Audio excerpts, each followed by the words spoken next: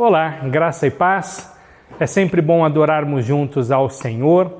Muita saudade de fazermos isso presencialmente, mas enquanto não é possível, o Senhor nos tem abençoado dessa forma e eu tenho certeza que tem sido abençoador para a sua vida, para a sua família, para a sua casa, como tem sido para a minha. Então eu quero convidar você a mais este tempo de adoração voltado para o nosso Deus, para a glória dele e para a nossa edificação. Igreja Batista da Lapa, mesmo distante, conectada a você.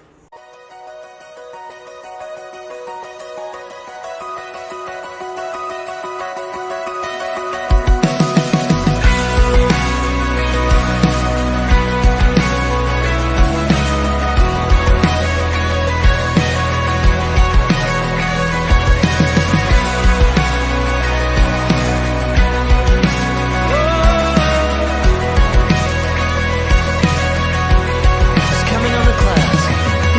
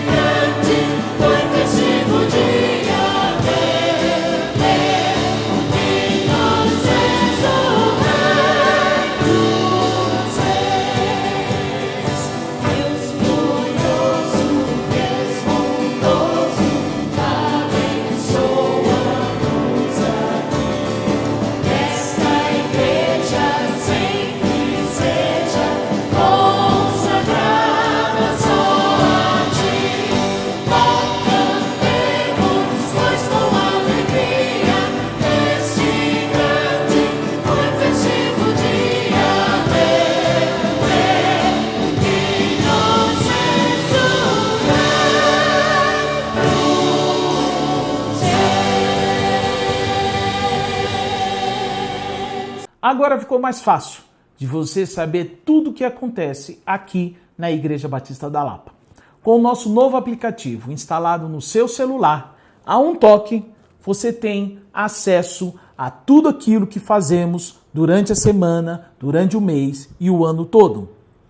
Lá você tem acesso às notícias, você tem acesso à agenda da igreja, você tem acesso ao conteúdo, aquilo que acontece nos nossos vídeos das celebrações, dos cultos dominicais, dos nossos canais de comunicação, o nosso site e as outras redes, e também na sua contribuição generosa em dízimos e ofertas. Agora, você só precisa acessar IBL Lapa na loja do aplicativo do seu celular, baixar e instalar.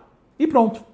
E aí você terá todas as informações da IBL na palma da sua mão. Quero convidar você a, da mesma maneira que adorou ao Senhor com a oração, com o canto, da mesma maneira que você vai adorar ao Senhor ouvindo, meditando e aplicando a palavra que ouviremos daqui a pouco, a também prestar a sua adoração através dos dízimos e das ofertas. Faça isso agora como um ato de gratidão a Deus e também como um ato de fé, de confiança, de que desta maneira o Senhor vai usar você para abençoar a sua obra, para fazer prosseguir a sua obra e vai suprir também todas as suas necessidades. Deus te abençoe.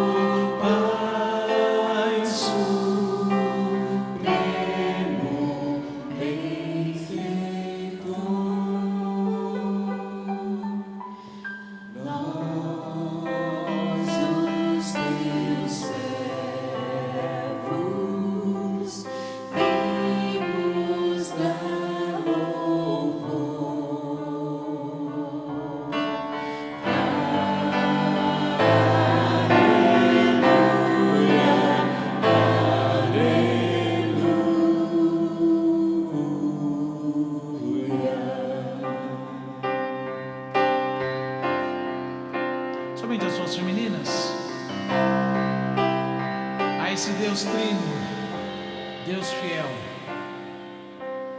A ti, Deus Filho, Salvador Jesus,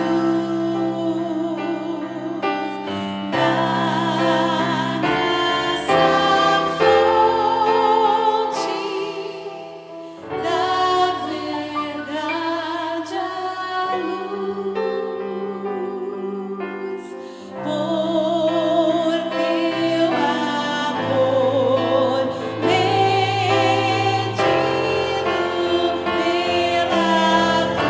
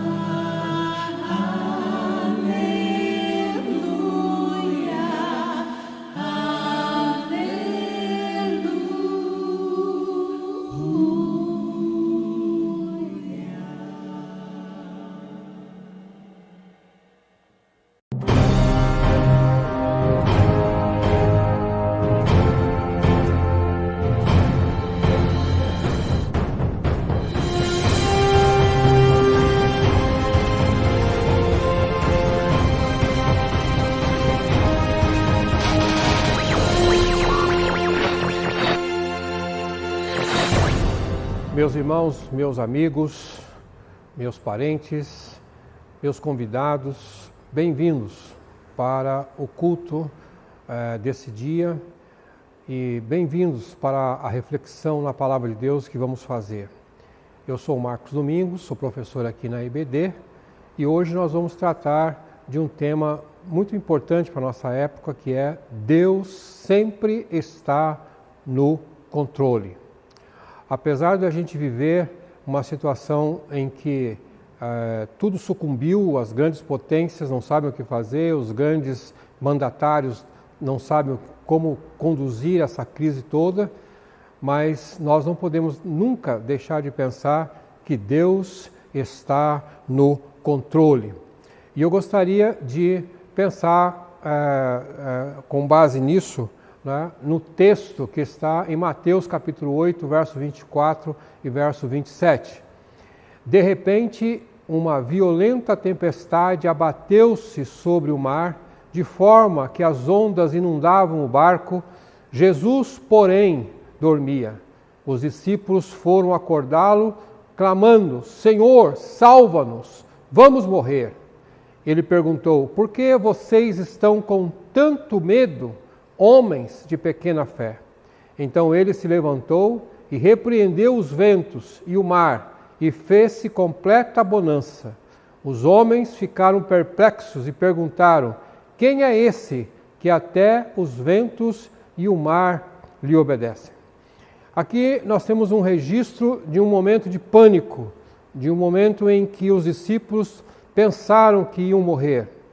E ali entraram em grande pavor. Não é? E muitas vezes nós estamos diante desse quadro e que a gente acha que também vamos perecer. Não é? Nós andamos aí nos últimos meses, todos com máscara, afastados uns dos outros, porque existe uma ameaça de que a nossa vida, a qualquer tempo, pode ser ceifada por um inimigo que nós não vemos. Não são ondas que nós podemos ver, mas por um inimigo obscuro até, assim do ponto de vista visual, mas não do ponto de vista científico.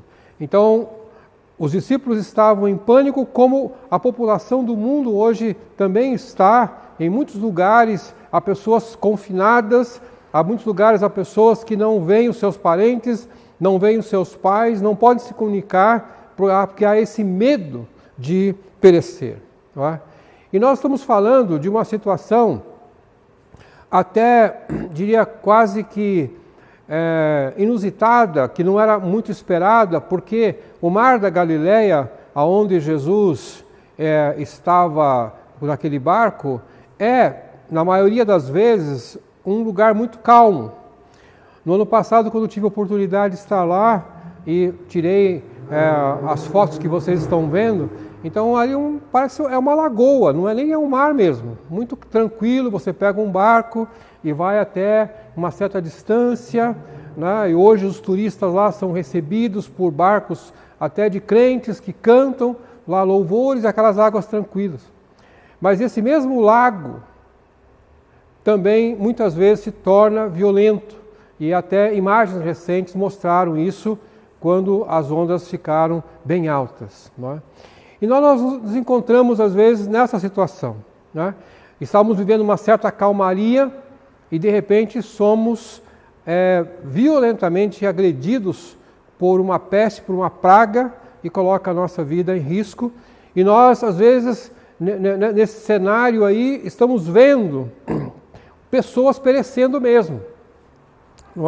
Não é só o pavor, isso é real. Não é?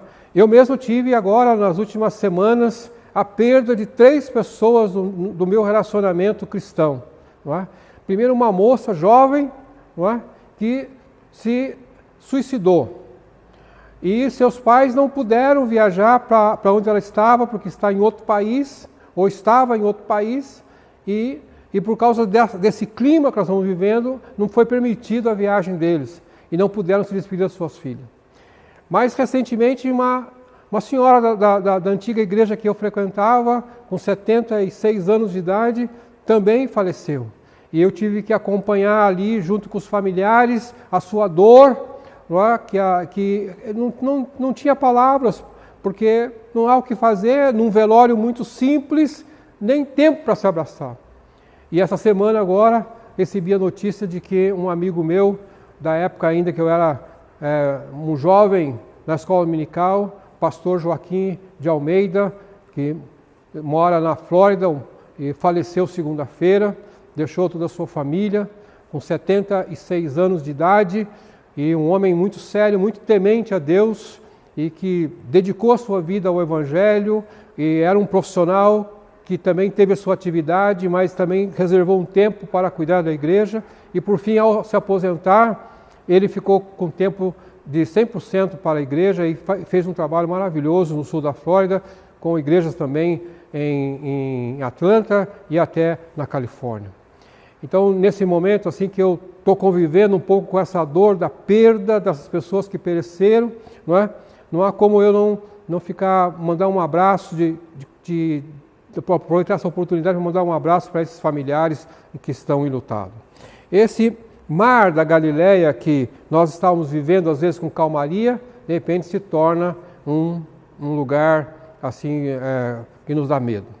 Mas vamos tentar analisar também do ponto de vista do contexto em que Jesus teve essa experiência com seus discípulos. Me parece que Jesus tinha dias bastante atribulados ali, que antecederam a sua viagem no Lago da Galileia. Ele tinha acabado de concluir o seu sermão no monte. Aquelas pessoas todas que estavam ouvindo. Ele tinha feito várias curas. Ele tinha expulsado demônios. E ele tinha também até que atender aqueles escribas e aqueles mestres da lei que faziam perguntas. E havia um assédio da multidão em cima dele. Tanto é que o texto que nós lemos de Mateus fala que Jesus estava se dirigindo para o barco e ainda teve que se parar um pouquinho para responder duas perguntas daquelas pessoas que ali estavam. Então, nessa sua atividade em que ele atendia as pessoas, nós vamos nos lembrar do texto de Isaías que fala que ele tomou sobre si as nossas enfermidades e sobre si levou as nossas doenças. Então imagina que alguém que se expõe dessa forma, que estava ali convivendo com aquelas pessoas doentes, com aquelas pessoas carentes, estava num estresse muito grande e ele queria um pouquinho, talvez de tranquilidade, e assim se dirigiu àquele barco e pensando até que ia atravessar o lago, que é aproximadamente 10 quilômetros até ali na outra terra chamada dos Gerasenos, e talvez ele tivesse 1 ou 2 horas de certo descanso. Mas não foi bem o que aconteceu, porque no meio do caminho o barco foi tomado pelas ondas, os discípulos ficaram em pânico, e aí vem essa frase que o Mateus registra: Senhor, salva-nos, vamos morrer. E o texto diz que Jesus estava dormindo, não é? Então Jesus, Senhor da natureza, ele poderia ficar tranquilo porque ele sabia como controlar tudo aquilo, mas os discípulos não. E aí ele é acordado por aqueles discípulos que estavam sofrendo bastante. Mas uma coisa importante que nós não podemos esquecer quando nós passamos por essas tempestades, e aquilo que os discípulos puderam desfrutar naquele momento: Jesus está no barco. Jesus está no mesmo barco da tempestade. Jesus está no meio dos seus discípulos que estavam sofrendo aquela tragédia, ou aquela iminente tragédia. Ele não ficou na praia, ele não estava nas nuvens, ele estava no barco, ele estava com os seus. E Jesus está conosco quando nós passamos por essa tempestade do coronavírus. Ele não está ausente, nós não estamos sozinhos. Jesus está no nosso barco. Apesar da aparente ausência, porque ali estava dormindo, parece que não estava consciente do que estava acontecendo, ele estava no barco. Bastou que os discípulos o acordassem para que viesse o socorro. E ele não se incomodou com o fato de ser acordado do seu sono de alguém que estava cansado. Não é? Muitas vezes, quando nós somos acordados abruptamente, a gente fica de mau humor. Mas Jesus não se incomodou com aquilo.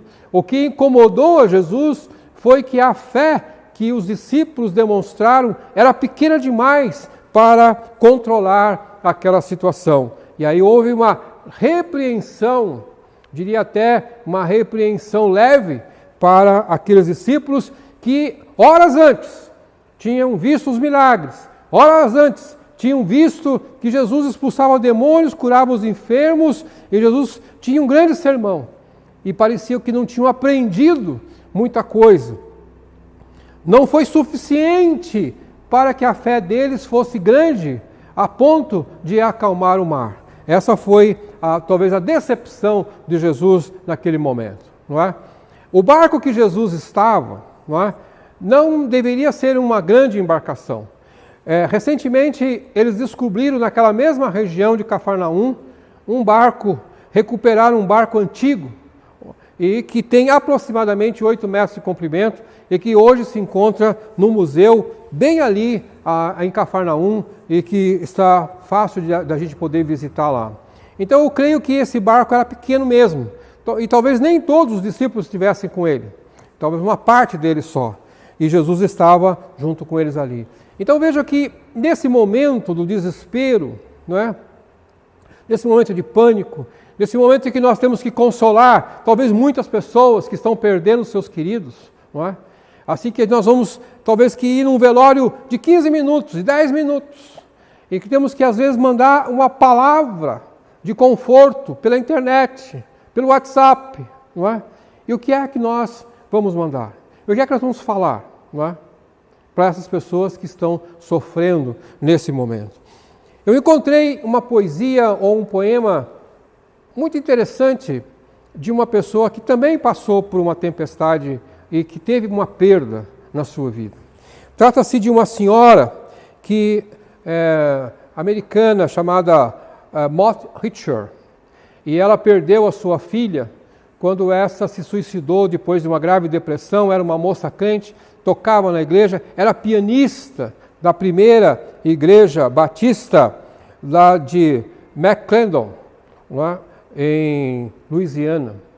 E essa senhora crente escreve assim: a tristeza era uma estranha para mim. Nunca a conheci, nenhum tintim.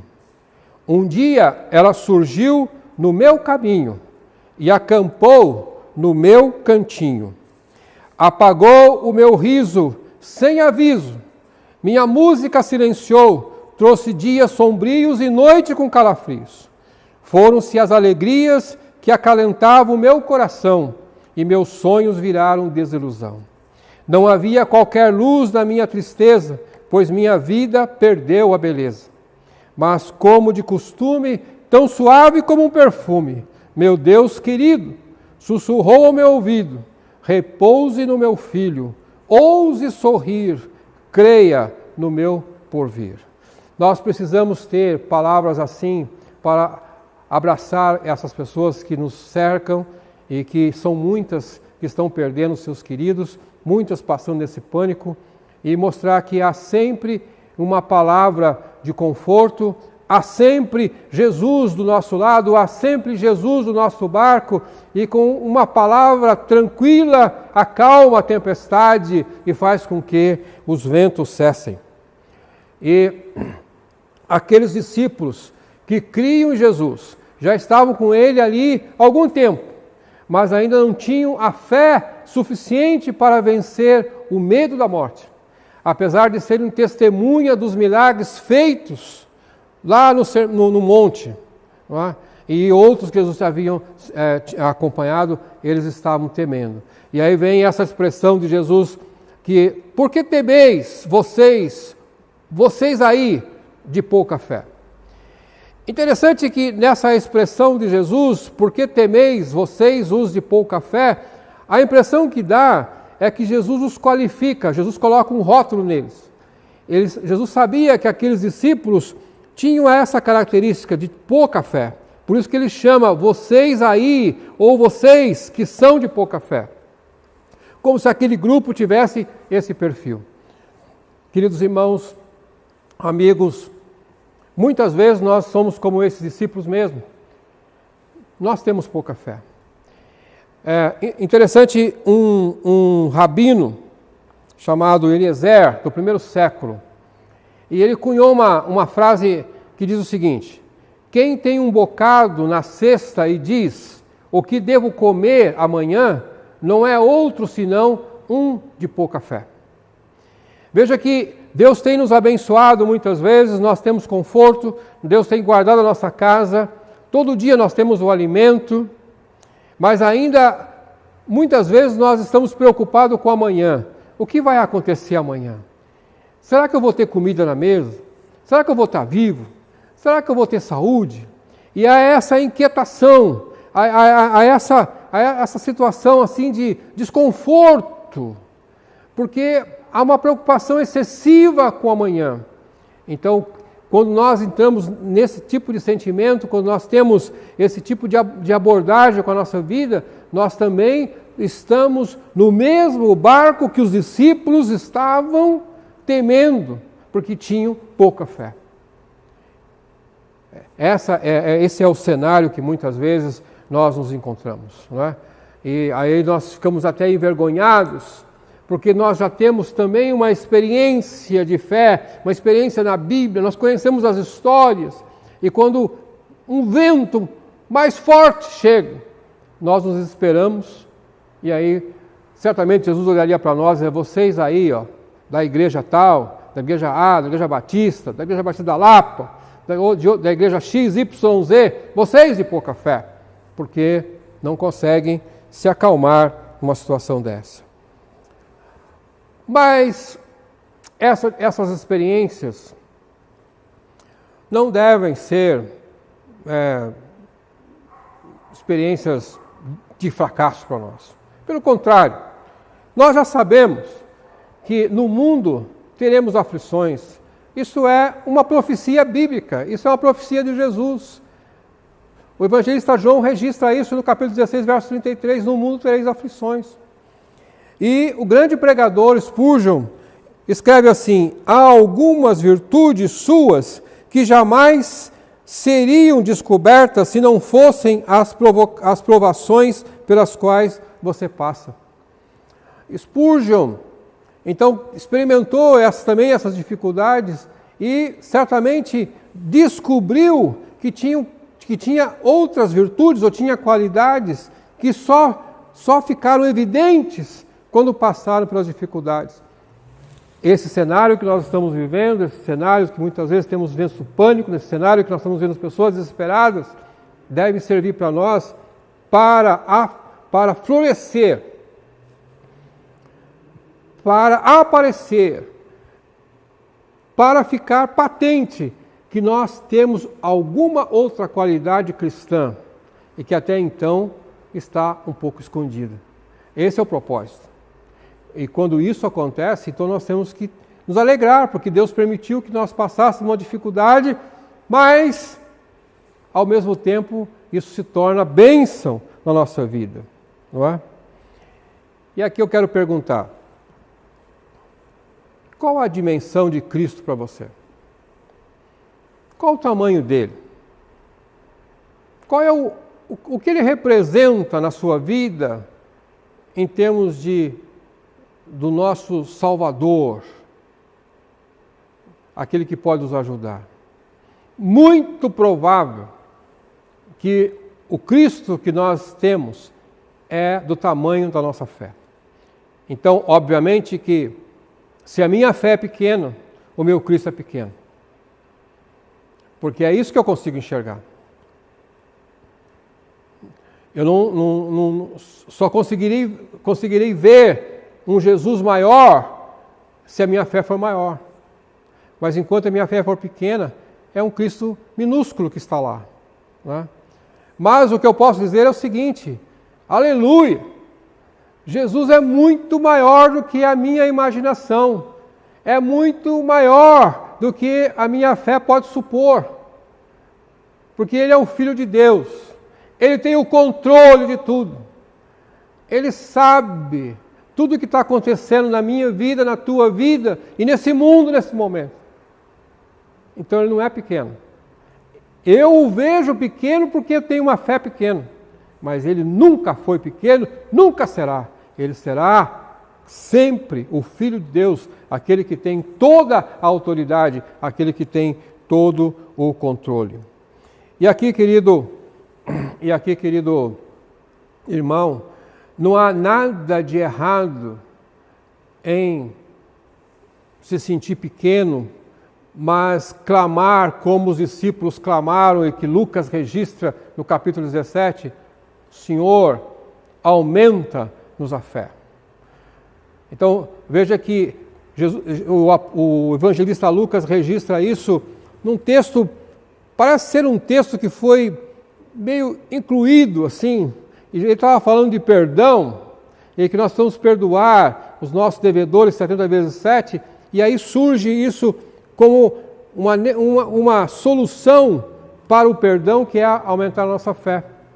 Então veja, não há nada de errado em reconhecer que temos a fé pequena, mas há tudo de certo, tudo positivo, quando nós levantamos também um clamor e dizemos, Senhor, aumenta a minha fé. Uma fé maior que pode nos dar tranquilidade na tempestade e uma fé maior também que nos permite perdoar aquele que nos ofende. E aqui eu gostaria que a gente pudesse concluir pensando então que essa tribulação, que esse momento difícil que nós estamos vivendo, não é para nossa destruição, pelo contrário, é para que haja um crescimento espiritual. O apóstolo Pedro, na primeira carta, capítulo 4, verso 12, ele fala assim, não devem ser surpresas para os crentes os momentos de provação.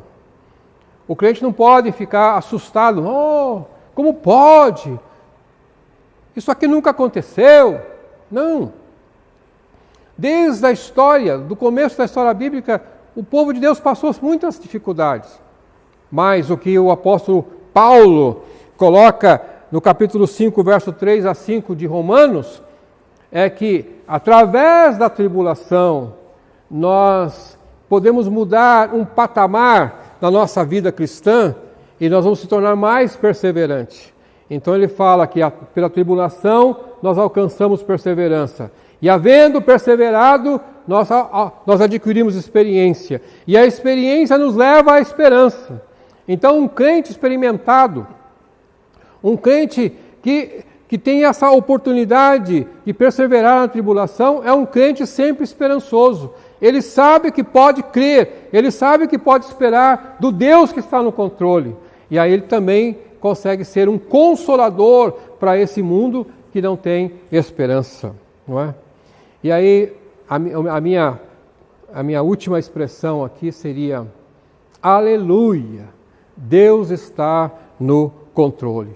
Não sou eu que estou no controle, não é você que está no controle, não é o pastor da igreja que está no controle, mas Deus está no controle. Tá? Não são os governantes que estão no controle, mas Deus está no controle de tudo. E aí, quando nós nos submetemos ao seu controle, quer seja o mar, quer seja a praga do coronavírus, quer seja o desemprego, quer seja a economia, nada vai tirar a nossa esperança, a nossa fé, a nossa certeza de que nós seremos poupados em Cristo Jesus. Então, querido irmão, querido amigo, querido parente que nos está nos vendo, querido ouvinte do nosso canal no YouTube, das nossas mídias sociais, seja abençoado com isso nessa hora, crendo, aleluia, Deus está no controle da tua vida, da tua família, da tua igreja, do teu trabalho e de todos que te cercam.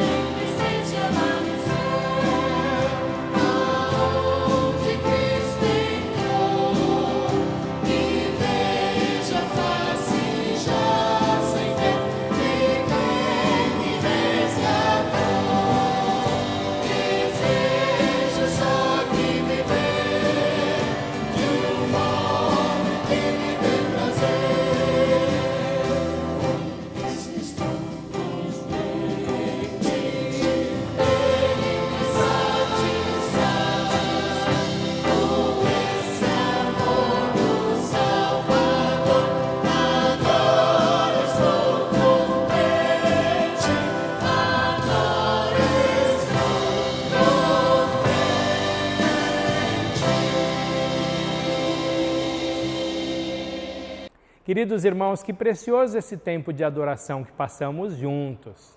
Fique atento, porque nas próximas semanas você vai receber a informação, os detalhes a respeito do nosso protocolo para o retorno gradativo aos encontros presenciais. E uma dica, já está disponível o nosso aplicativo que você pode baixar no seu celular e acompanhar tudo o que está acontecendo na vida da nossa igreja. Acesse lá pelo Google Play, pela Apple Store, joga lá na pesquisa IB Lapa e você já vai poder fazer a instalação em seu celular. E eu tenho certeza que será bastante útil para você, para todos nós. Deus abençoe sua vida. Até o nosso próximo encontro, até o nosso próximo tempo de adoração.